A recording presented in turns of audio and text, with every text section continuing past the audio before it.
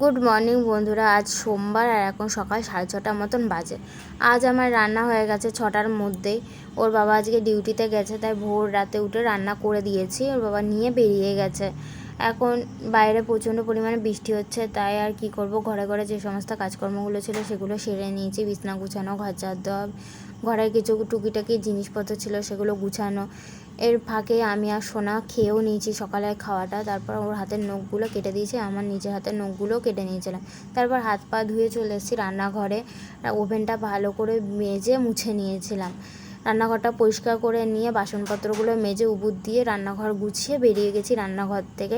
আমার রান্নাঘর অগোছালো থাকলে একদমই ভালো লাগে না। আমি যতটুকু পারি, আমার কিছুই নেই ঘরের মধ্যে সেরকম, আমার নিজের বলতে আমার যেটুকু আছে সেটুকুই আমি গুছিয়ে রাখার চেষ্টা করি। আমি ভালোভাবে সুন্দর করে গুছিয়েও রাখি যতটুকু পারি। তারপর আমি আর সোনা স্নান করে চলে এসেছি। আর আজকে রান্না করেছি পটল দিয়ে পনির দিয়ে তরকারি করেছিলাম।